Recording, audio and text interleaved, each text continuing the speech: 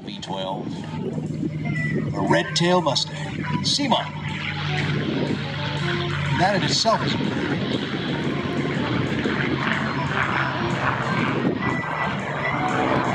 He'll be back. The man from Iowa. He'll be back here in just a moment. We've got our DC-3 taking off here in just a few minutes. 51 Charlie model, better known as Tuskegee Airmen's by ReQuest. Here it is, Rick, from the left, with Doug Roozendaal at the controls.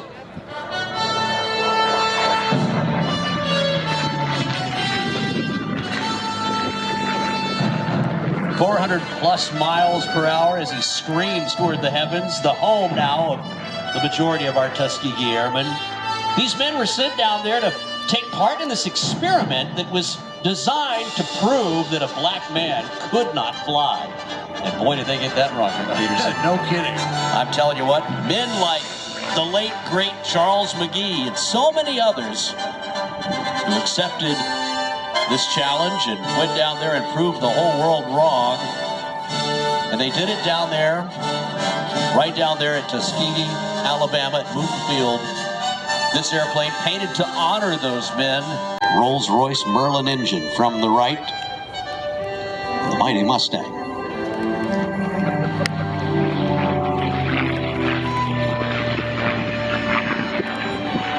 Crackle.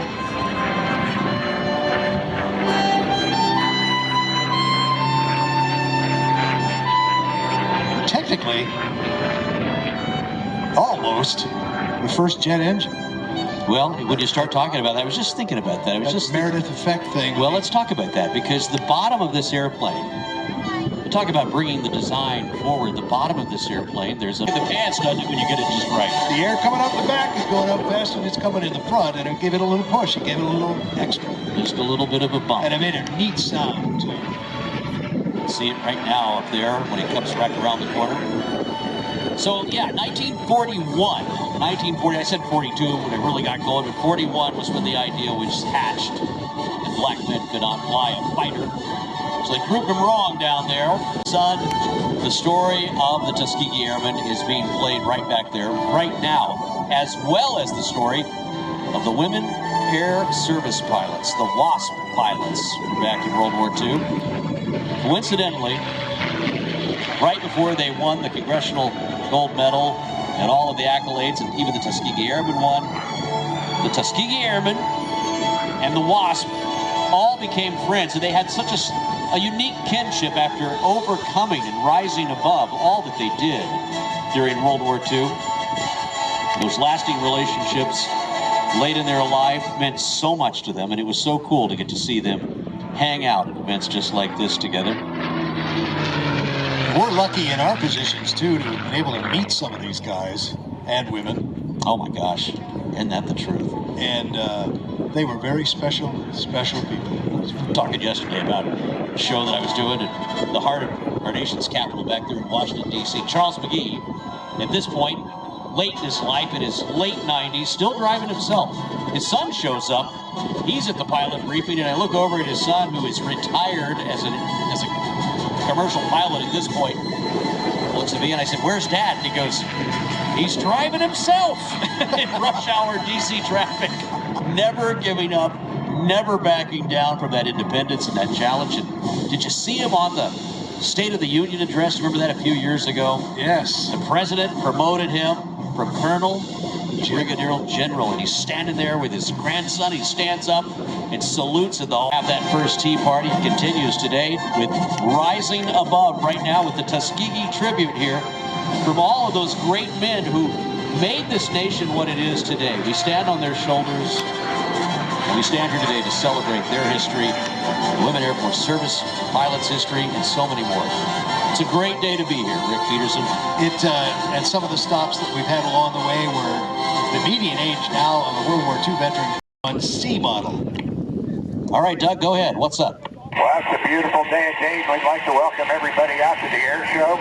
We're having fun here flying the Mustang, and looks like a great crowd. We're here to honor the Tuskegee Airmen. What they did 80-plus years ago, fighting for a country that didn't want their service, and it's a great great honor to be here with the CAF Rise Above Squadron and our traveling exhibit. We'd invite everybody to come down and see it. Get your cameras ready. We're going to dedicate this to George Hardy, who just passed away, the last remaining Tuskegee Airmen that deployed to Europe. So, Wow. We're going to watch Doug come back around, and I'll tell you what, just get your cameras ready. Here we come. just take it in here.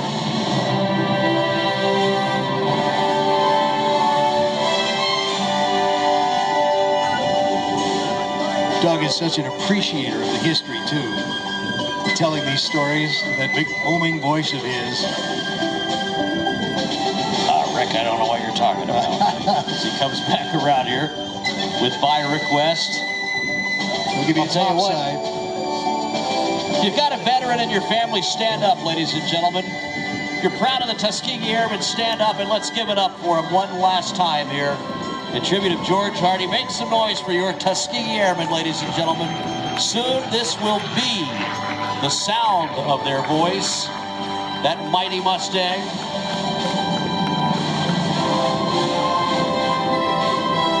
It's hard to believe, Rick, the last one's gone west. Yeah. It wasn't so long ago at conventions and stuff, we'd have as many as a house. Who grew up with these men, the Tuskegee Airmen, as their parents.